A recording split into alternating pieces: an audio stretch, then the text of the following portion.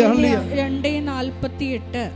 ലൂക്ക 2:48 വായിച്ചോളൂ. അവനെ കണ്ടപ്പോൾ മാതാപിതാക്കൾ വിസ്മയിച്ചു. മാതാപിതാക്കന്മാർ വിസ്മയിച്ചു. അവന്റെ അമ്മ അവനോട് പറഞ്ഞു, മകനെ നീ ഞങ്ങളോട് ഇങ്ങനെ ചെയ്തതെന്ത്? നിന്റെ പിതാവും ഞാനും ഉത്കണ്ഠയോടെ നിന്നെ അന്വേഷിക്കുകയായിരുന്നു.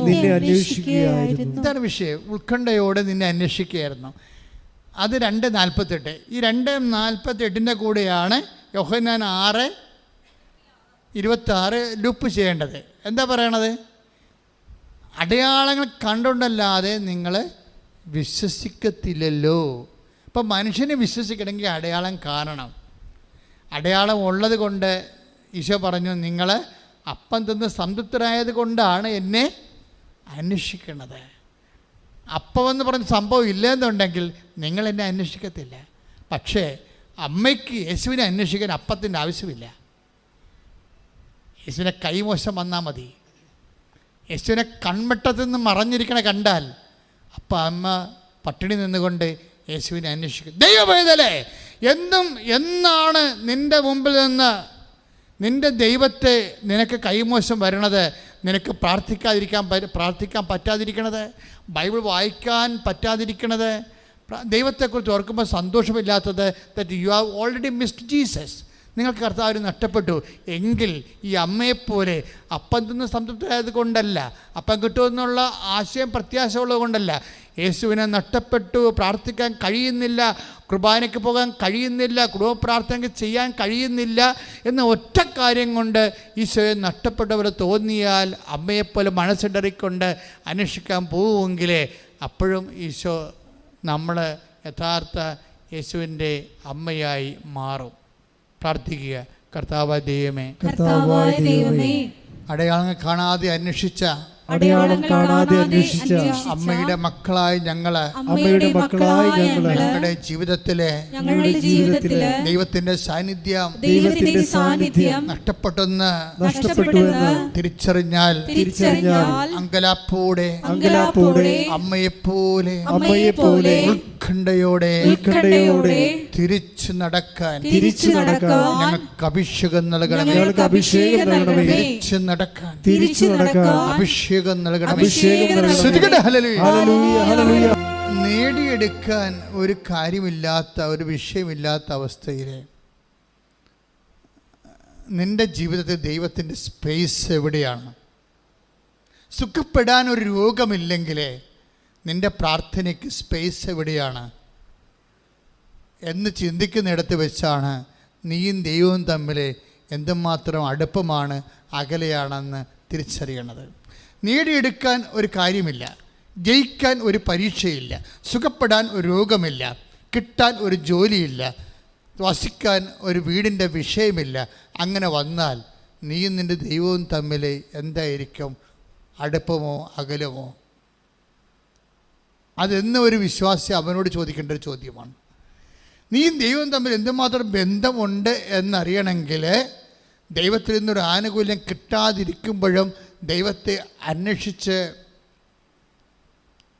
മനസ്സിലെ ഉത്കണ്ഠയോടെയാണ് ദൈവത്തെ അന്വേഷിക്കുന്നത്. കിട്ടുമോ, കണ്ടുമുട്ടുമോ? അതാണ് അമ്മ പറയണത്, എൻ്റെ മകനെ, ഞാനും നിൻ്റെ പിതാവും കൂടി ഉത്കണ്ഠയോടുകൂടിയാണ്. വെറുതെയുള്ള അന്വേഷണമല്ല. കണ്ടുകിട്ടാൻ കഴിയുമോ? ഇനി ഒരിക്കലും കാണാതിരിക്കുമോ? ഇങ്ങനെ പല പല ചിന്തകളുമായിട്ടാണ് അമ്മ യേശുവിനെ തിരക്കി പോണത്. അവസാനം കണ്ടുമുട്ടുമ്പോഴും അമ്മ തൻ്റെ മനസ്സിലുണ്ടായ വിഷയങ്ങളെല്ലാം അതുപോലെ ഈശോനോട് പറയും. എൻ്റെ ദൈവത്തിലെ ഈ ധ്യാനത്തിൽ ഈശോ എന്താ പറയണം? എനിക്കെപ്പോഴും മിസ്സാകുന്നുണ്ടോയെന്ന് നോക്കണം. ജീസസിനെ പ്രാർത്ഥിക്കാൻ പറ്റാത്ത, ഇപ്പം കുടുംബത്തിലാകുമ്പോൾ എപ്പോഴും ഇഷ്യൂസ് ഉണ്ടാവും. എപ്പോഴും ഇഷ്യൂ. ഇപ്പോൾ കടലിൽ എങ്ങനെയാണ് ഓക്സിജൻ ഉണ്ടാകണത്? അത് സ്ഥിരതല്ല്. ഈ കടലിലെ മത്സ്യങ്ങളൊക്കെ അല്ലെങ്കിൽ ഈ ജലാശയത്തിലെ മത്സ്യങ്ങളൊക്കെ എവിടെ നിന്നാണ് ഭക്ഷണം ഓക്സിജൻ എടുക്കേണ്ടത്? വെള്ളത്തിൽ നിന്നല്ലേ. മഴയും കാറ്റും വരുമ്പോൾ ഓളങ്ങൾ ഉണ്ടാകുന്നതും എല്ലാം ഓക്സിജൻ അല്ലേ കിട്ടണത്. അപ്പം കടലിലുള്ള ജീവികളെ ഉദ്ദേശിച്ചിട്ടാണ് അതിന് തിരച്ചിലുള്ളത്. പ്രാണവായുവും തിരയിലെ പിടച്ചിലും തമ്മിൽ ഭയങ്കര ബന്ധമാണ് ശരിക്കും. ഇപ്പം നമ്മൾ തന്നെ തിരയൊന്നും ഇല്ലാ സ്ഥലങ്ങളിലൊക്കെ ചെമ്മീനൊക്കെ വളർത്തുമ്പോൾ നിങ്ങൾ കണ്ടിട്ടില്ലേ, ശാസ്ത്രീയമായിട്ട് ചെമ്മീൻ വളർത്തുന്ന സ്ഥലങ്ങളിൽ തന്നെത്താൻ തിര ഉണ്ടാക്കി കൊടുക്കും. ഒരു മെഷീൻ വെച്ച് തിര ഉണ്ടാക്കി കൊടുക്കും, പതപ്പിച്ച് വെള്ളം പതപ്പിച്ച് കൊടുക്കും. ഒരു വലിയൊരു മോട്ടർ വെച്ചിട്ട്, ഇങ്ങനെ ഇലകളുള്ള ഒരു മോട്ടർ വെച്ചിട്ട് കറക്കി. അപ്പോൾ ഞാൻ ചോദിക്കും എന്നാ പരിപാടി? അപ്പോൾ വെഞ്ചരിക്കാനൊക്കെ ഈ പാടശേഖരത്തിൽ ഞാൻ പോകുമ്പോൾ ഞാൻ ഇത് 4 മോട്ടറൊക്കെ വെച്ചിരിക്കുന്നത്. മോട്ടറല്ല, ഇങ്ങനെ ഒരു പങ്കയാണ്, വെള്ളത്തിൽ കിടന്ന് കറങ്ങി പോകത്തെ. എന്നിട്ട് വെള്ളത്തിൽ ഇങ്ങനെ അടിച്ച് കറക്കി പതപ്പിച്ചെടുക്കും. അപ്പം ഓക്സിജൻ, ക്രിയേറ്റിംഗ് ഓക്സിജൻ. അപ്പോഴേക്ക് മനസ്സിലായി വെള്ളമായ പതയും തിരയും ഉണ്ടാവും. എന്തിനാണ്? അവിടെ ജീവിക്കുന്ന ആൾക്കാർക്ക് ഓക്സിജന് വേണ്ടിയാണ്. നിൻ്റെ ഹൃദയത്തിൽ ദൈവം ഉള്ളിടത്തോളം കാലം ദൈവത്തിൻ്റെ ആത്മാവിന് ഓക്സിജൻ വേണം. അതുകൊണ്ട് പ്രശ്നങ്ങൾ സ്വാഭാവികമായിട്ട് പ്രതീക്ഷിക്കാം. മനസ്സിലായില്ലേ? അപ്പോൾ അതുകൊണ്ട് തിരയില്ലാത്തൊരു കടലിനെ നമുക്ക് വിഭാവനം ചെയ്യാൻ പറ്റത്തില്ല. തിര ഓക്സിജൻ ഉണ്ടാക്കുന്ന ഒരു ഭാഗമാണ്.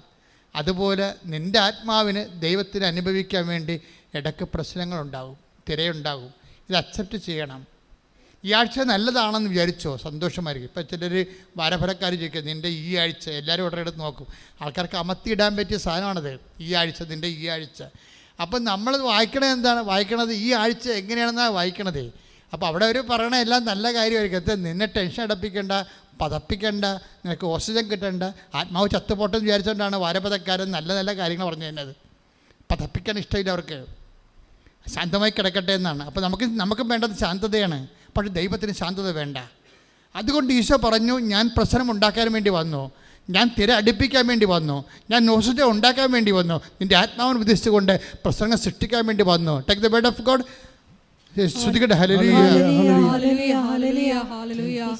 ഭൂമിയിൽ വാളാണ് ഞാൻ കൊണ്ടുവന്നിരിക്കുന്നത്. ലൂക്കാ 12:49. ഭൂമിയിൽ തീയിടാനാണ് ഞാൻ വന്നത് എന്ന് പറഞ്ഞേ. കണ്ട, ഭൂമിയിൽ തീയിടാനാണ് ഞാൻ വന്നത്. പൊള്ളുന്ന അനുഭവം ഉണ്ടാവുന്ന അർത്ഥം. ചിലപ്പോൾ ഭാര്യയുടെ വാക്കിൽ നിന്നായിരിക്കും നമുക്ക് പൊള്ളണത്. പക്ഷെ ബുദ്ധിയും ബോധവും ജ്ഞാനം ഉള്ളവൻ പറയണം, ഭാര്യയല്ല സംസാരിക്കണത്, കർത്താവ് പതപ്പിക്കണമെന്ന് മനസ്സിലാക്കണം. കർത്താവിൻ്റെ വചനം എന്താ പറഞ്ഞിരിക്കണത്? ചില മക്കൾ തന്നെ അങ്ങനെ തോന്നിയ വശം പറഞ്ഞവർ നമ്മുടെയൊക്കെ എന്ന് അവർ പതപ്പിക്കും നമ്മളെ. അതെന്താ പ്രശ്നം വെച്ച് കഴിഞ്ഞാൽ, ഭൂമിയിൽ തീയിടാനാണ് ഞാൻ വന്നത്. അത് ഇതിനകം കത്തി ജ്വലിച്ചിരുന്നെങ്കിൽ എനിക്ക് ഒരു സ്നാനം സ്വീകരിക്കാനുണ്ട്. അത് നിവൃത്തിയാകുവോളം ഞാൻ എത്ര ഞെരുങ്ങുന്നു. പ്രശ്നം വെച്ച് കഴിഞ്ഞാൽ ഈ സ്നാനം എന്നൊക്കെ പറയുന്നത് ഒരു കുളിപ്പിക്കലാണ്, കൃപയുടെ കുളിപ്പിക്കലാണ്. നമ്മൾ ജ്ഞാനസ്നാനപ്പെട്ടപ്പോൾ നമുക്ക് ലഭിച്ച വരപ്രസാദമാണ്. ഈ വരപ്രസാദം എന്ന് പറയുന്ന ഓക്സിജൻ, ആത്മാവിൻ്റെ ശ്വസനവായുവാണത് വരപ്രസാദം. ഈ കൃപ ഉണ്ടാകണമെങ്കിൽ കുരിശുണ്ടാകണം. അതുകൊണ്ട് തീ ഇടയ്ക്കിടയ്ക്ക് വീഴും, പൊള്ളുന്ന അനുഭവം ഉണ്ടാവും, പതപ്പിക്കും. ഇതിൻ്റെ പ്രശ്നം എന്താ? ഇതെല്ലാം അക്സെപ്റ്റ് ചെയ്തുകൊണ്ട് വേണം ലൈഫിനെ ദൈവത്തിനെ അതിൻ്റെ അകത്ത് കക്ഷി ചേർക്കാൻ. അങ്ങനെ വരുമ്പോൾ എന്താ പറ്റണത്? ഉത്കണ്ഠയൊക്കെ ഉണ്ടാവും. പക്ഷേ അതിൻ്റെ പേരിൽ പെയ്തും പെരുക്കുകയും ബഹളം ഉണ്ടാക്കുകയും അസ്വസ്ഥപ്പെടുകയും ചെയ്യത്തില്ല. എന്താ കാര്യം? അമ്മ ഹൃദയത്തിൽ സംഗ്രഹിച്ചൊന്ന് അതിൻ്റെ കൂടെ എഴുതിയിരിക്കണത്. ഉത്കണ്ഠ ഉണ്ടായി, പക്ഷെ ഉത്കണ്ഠയുടെ അർത്ഥം കക്ഷിക്ക് മനസ്സിലായി. ഞാനും നിൻ്റെ പിതാവും കൂടി നിന്നെ നഷ്ടപ്പെട്ടപ്പോഴേ ഞാനും നിൻ്റെ ഇപ്പോൾ 2:48 എന്താ പറയണത്? ലൂക്കാൻ്റെ സുവിശേഷം 2:48, ഞാനും നിൻ്റെ പിതാവും കൂടി നിന്നെ ഉത്കണ്ഠയോടെ അന്വേഷിക്കുകയായിരുന്നു. പക്ഷേ ഉത്കണ്ഠ ഉണ്ടാക്കിയ സാഹചര്യം എന്താണ് എന്ന് ആൾ മനസ്സിലാക്കി കഴിഞ്ഞു. അത് പിതാവിൻ്റെ പ്രവൃത്തിയാണെന്ന് മനസ്സിലായി. കർത്താവ് പറയുന്നുണ്ട്, കണ്ടുമുട്ടിയപ്പോൾ ഈശോ പറയുന്നുണ്ട്, നിങ്ങൾ എന്തിനാണ് എന്നെ അന്വേഷിച്ചത്? ഞാൻ എൻ്റെ പിതാവിൻ്റെ പ്രവൃത്തികളിൽ വേപൃതനായിരിക്കേണ്ടവരാണെന്ന് നിങ്ങൾക്ക് അറിയാമല്ലോ. I presuppose that it is not to you. എനിക്കറിയാം നിങ്ങൾക്കത് അറിയേണ്ടതാണെന്ന്. പക്ഷേ അമ്മയുടെ സ്വഭാവമല്ലേ, അമ്മയല്ലേ, പെട്ടെന്ന് ആശയമൊന്നും ഓർത്തില്ല. ആള് കൈമോശം വന്നപ്പോൾ പടച്ചുപോയി, ആൾ ഉത്കണ്ഠ കയറിപ്പോയി. ആ ഉത്കണ്ഠ അഡ്രസ്സ് ചെയ്തുകൊണ്ടാണ് ഈശോ സംസാരിക്കുന്നത്. ഇങ്ങനെ ഉത്കണ്ഠപ്പെടേണ്ട കാര്യമില്ല, it is not to you. ഞാൻ എൻ്റെ പിതാവിൻ്റെ കാര്യത്തിൽ വ്യാപൃതനാകേണ്ട ആളാണെന്ന് നിങ്ങൾക്ക് അറിവുള്ളതല്ലേ എന്ന് പറഞ്ഞപ്പോഴാണ് അമ്മ അറിവ് ആ ഇമോഷൻ ലെവലിൽ നിന്ന് ബുദ്ധിപരമായ ലെവലിലേക്ക് അറിവിനെ കൊണ്ടുവന്നിട്ട് അമ്മ അടുത്ത വാക്ക് പറയും. വചനം എന്ത് പറയും? അവളെല്ലാം ഹൃദയത്തിൽ സംഗ്രഹിച്ചു. അതാണ് സഭ. അപ്പോൾ take the word of God. ശ്രദ്ധിക്കട്ടെ. ഹല്ലേലൂയ. ലൂക്കാ 2:51. ലൂക്കാ 2:51. അവന്റെ അമ്മ ഇക്കാര്യങ്ങളെല്ലാം ഹൃദയത്തിൽ സംഗ്രഹിച്ചു. എന്നുവെച്ചാൽ അപ്പോൾ ഉത്കണ്ഠയുടെ അർത്ഥം മനസ്സിലായി. ഓരോ വിഷയവും സംഭവിക്കുമ്പോൾ ആ സംഭവത്തിനൊക്കെ ഒരു കാരണങ്ങളുണ്ടാകും. അതുകൊണ്ടാണ് ബൈബിൾ പറയണത് സംഭവിച്ചതെല്ലാം അവൻ മൂലമാണ്, അവനെ കൂടാതെ ഒന്നും സംഭവിച്ചിട്ടില്ല. ഓരോ വിഷയങ്ങളും സംഭവിക്കുമ്പോൾ ഓർക്കണം. Take the word of God.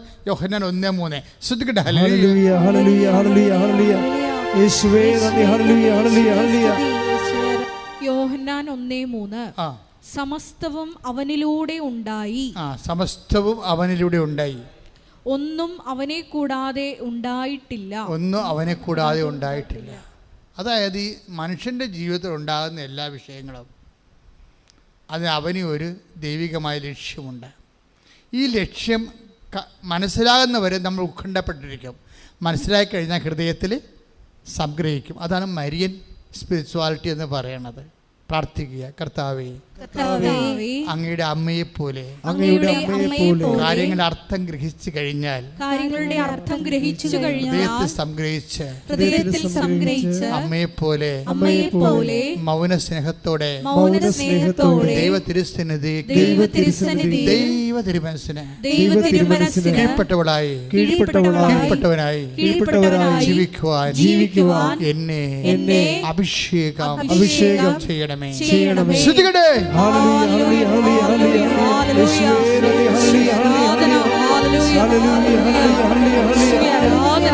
എൻ്റെ മക്കളെ എപ്പോഴും ശ്രദ്ധിക്കേണ്ട കാര്യമായാലേ, അതായത് നീ ദൈവത്തിൻ്റെ പൈതലാണോ എന്ന് വെച്ചാൽ നിൻ്റെ ഓരോ വിഷയങ്ങൾക്കും പൈതൽ എന്ന് പറയുന്നത് എന്താണ്? ദൈവ പൈതൽ എന്ന് പറയുമ്പോൾ നമ്മൾ ഇപ്പോൾ ദൈവാത്മാവിനാൽ നയിക്കപ്പെടുന്നവരെല്ലാം ദൈവത്തിൻ്റെ മക്കളാണ്. That's okay. ദൈവത്തിൻ്റെ ആത്മാവിനാൽ നയിക്കപ്പെടുകയാണ് നമ്മുടെ ജീവിതത്തിൻ്റെ. ഇപ്പോൾ 8:16 റോമാലേഖനത്തിൽ പറയണത് ദൈവാത്മാവിനാൽ പറഞ്ഞേ നയിക്കപ്പെടുന്നവരെല്ലാം ദൈവത്തിൻ്റെ മക്കളാണ്. അതൊരു ആശയപരമായിട്ടും ദൈവശാസ്ത്രപരമായിട്ടും അതാണ് എൻ്റെ ശരി. പക്ഷെ പ്രയോഗത്തിലെ വേറെ ഒരു ദൈവ പൈതലുണ്ട്. പ്രയോഗത്തിലെ ഒരു പൈതലിൻ്റെ പ്രശ്നം എന്താ? ഇപ്പം ഇപ്പോൾ ഒരു നിങ്ങളുടെ കുഞ്ഞ് അവന് 1.5 വയസ്സേ ഉള്ളൂ. 1.5 വയസ്സേ ഉള്ളൂ. അവൻ ഇങ്ങനെ ജലദോഷം വന്ന് മൂക്കടച്ചിരിക്കണം വിചാരിച്ചു. അപ്പോഴും കുഞ്ഞ് പറയുക എൻ്റെ മൂക്കടച്ചിരിക്കുകയാണ്, ഒന്ന് ചീറ്റി തരാൻ പറയുക. ഒരു വയസ്സുകാരൻ പറയുക എന്നെ പറയത്തില്ല. പക്ഷെ അമ്മയ്ക്ക് മനസ്സിലാകും. അമ്മയടുത്ത് അവൻ മൂക്കും കൊണ്ട് വരും. അവനിങ്ങനെയൊക്കെ കാണിച്ചിട്ട് അമ്മയടുത്ത് വരും. അപ്പോൾ അമ്മയ്ക്ക് മനസ്സിലായി അടഞ്ഞിരിക്കുകയാണെന്ന് പറയും. അപ്പോൾ അമ്മ അതിൻ്റെ അടുത്ത് പിഴിഞ്ഞ് കൊടുക്കും. ഇല്ലേ? ദാറ്റ് മീൻസ് ഇതൊരു പൈതലാണ്. അവൻ്റെ മൂക്ക് ചീറ്റണമെന്ന് അവന് ആഗ്രഹമുണ്ട്. പക്ഷെ അവനെ കൺവേ ചെയ്യാൻ പറ്റും. അവൻ എന്താണ് അവൻ്റെ പ്രശ്നമെന്ന് അറിയത്തില്ല. ശ്വാസം മുട്ടുന്നുണ്ട്. പക്ഷേ it is not known to him what is his problem. നമുക്ക് സംഭവിക്കാം. എന്തൊരു കുഴപ്പമുണ്ട്, എന്താണ് നമുക്കറിയത്തില്ല. അപ്പോൾ അവൻ വന്ന് അമ്മയുടെ ഇങ്ങനെ നിൽക്കുകയും ഒക്കെ ചെയ്യുമ്പോൾ അമ്മയ്ക്ക് മനസ്സിലാകും ഇത് മൂക്കള കയറിയിരിക്കുകയാണ്, ചീറ്റി കൊടുക്കണമെന്ന് പറയും. ഇതൊരു പൈതൽ അങ്ങനെയാണ്. നിസ്സാര മൂക്ക് ചീരണ കാര്യങ്ങൾക്ക് പോലും അമ്മയെ ആശ്രയിക്കും. ഇങ്ങനെയാണ് പൈതൽ ജനിക്കണത്. ദൈവ പൈതൽ അങ്ങനെയാണ്. ഇപ്പം നിനക്ക് പൈസ ഉണ്ട്, നിനക്ക് വേണമെങ്കിൽ കലൂർ ടൗണിൽ പോയി തക്കാളി വാങ്ങിക്കാം, അല്ലെങ്കിൽ അരി വാങ്ങിക്കാം. അതിന് നിനക്ക് വണ്ടിയുണ്ട്, വണ്ടി പെട്രോൾ ഉണ്ട്, ഓടിക്കാൻ നിനക്കറിയാം, ലൈസൻസ് ഉണ്ട്, ഓക്കെ. പക്ഷേ എന്നാലും നീ ദൈവ പൈതലാണെങ്കിൽ ഒന്ന് പറഞ്ഞിട്ട് പോകും. അവിടെയാണ് പ്രശ്നം. ദൈവ പൈതൽ അല്ലെങ്കിൽ ഞാൻ കാശുണ്ട്, എൻ്റെ കാശുണ്ട്, ഞാൻ വേറെ എടുത്ത കാശാണ്, എനിക്ക് പെട്രോളുണ്ട്, എനിക്ക് ലൈസൻസ് ഉണ്ട്, പിന്നെ ഞാൻ എന്താ ദൈവത്തോട് പറയണത്? ഇതാണ് ജഡിക പൈതൽ എന്ന് പറയുന്നത്. ജഡിക പൈതൽ ഒരു കാര്യം ദൈവത്തോട് പറയത്തില്ല. ദൈവ പൈതൽ എല്ലാ കാര്യങ്ങളും അവനെ അറിയാവുന്ന കാര്യം പോലും ചെയ്യാവുന്ന കാര്യം പോലും ദൈവത്തോട് പറയും. ഇതാണ് എപ്പോഴും സന്തോഷത്തോടെ ഇരിക്കാനും ഇടതടവില്ലാതെ പ്രാർത്ഥിക്കാനും മടുപ്പ് കൂടാതെ പ്രാർത്ഥിക്കാൻ പറയുമ്പോൾ എല്ലാ കാര്യവും പ്രാർത്ഥനയുടെ സബ്ജക്റ്റാണ്. അല്ല, നമുക്കൊരു പ്രശ്നം ഉണ്ടാകുമ്പോൾ മാത്രം പ്രാർത്ഥനയല്ല. നമുക്കൊരു പ്രശ്നം ഉണ്ടാകുമ്പോൾ അപ്പോൾ ഇങ്ങനെ പ്രശ്നം ഉണ്ടായില്ലൊക്കെ പ്രാർത്ഥിക്കാൻ പറ്റത്തില്ലല്ലോ.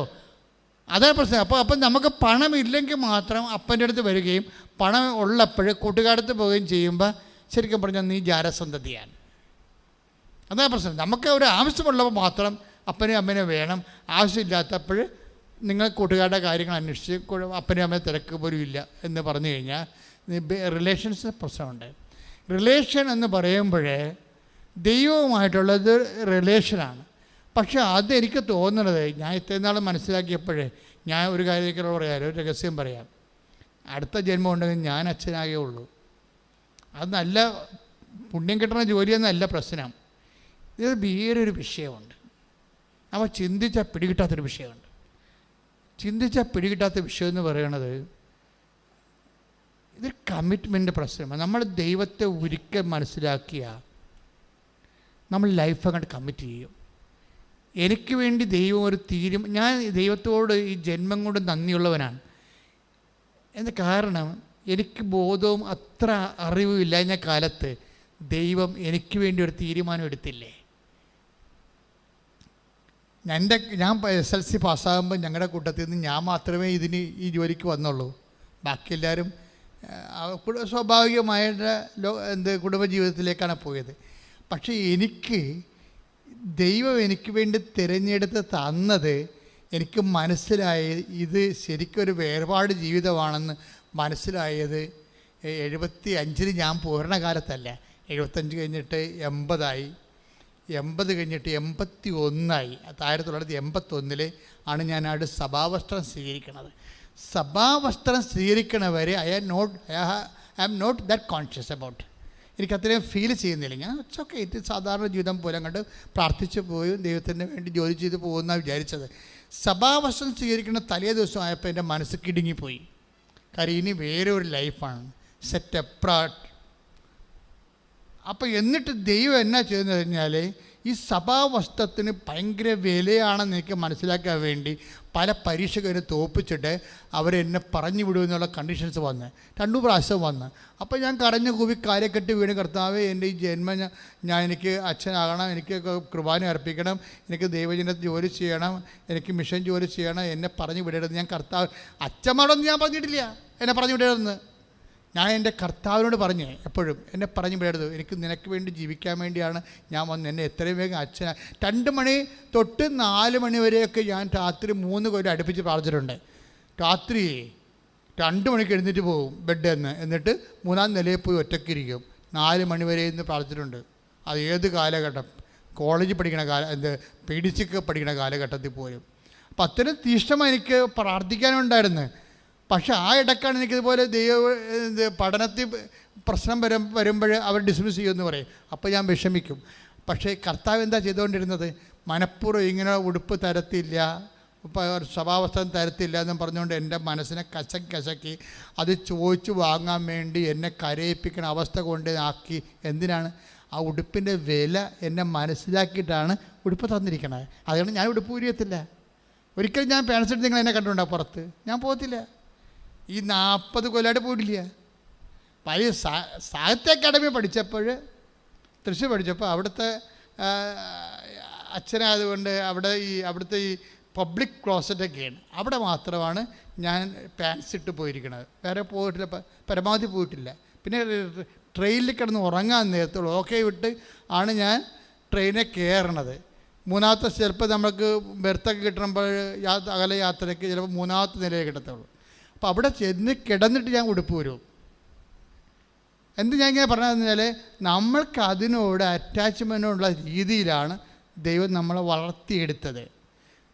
ഇതിന് വരുന്ന വിഷയം എന്ന് പറയണത്, ഒരിക്കൽ നമ്മൾ ദൈവത്തെ മനസ്സിലാക്കി കഴിഞ്ഞാൽ, ഇനി നിങ്ങളുടെ കാര്യം എന്നേക്കാൾ സന്തോഷമാണ്. നിങ്ങൾക്കാര്യം നിങ്ങൾ കുടുംബജീവിതത്തിലുള്ളവരാണ്. എനിക്കാണെങ്കിൽ 1 മാസത്തിലൊക്കെ ഒരു പ്രശ്നം ഉണ്ടാകത്തുള്ളൂ. നിങ്ങൾക്ക് 1 ദിവസം ഒരു പ്രശ്നം ഉണ്ടാവും. അതാണ് വിഷയം. അതായത്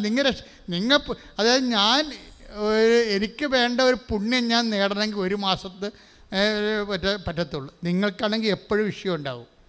കുടുംബത്തിൽ ജീവിക്കുന്നു, സമൂഹത്തിൽ ജീവിക്കുന്നു, അയൽവാസികളുടെ പ്രശ്നം, എല്ലാവരുമായിട്ട് പ്രശ്നമല്ലേ.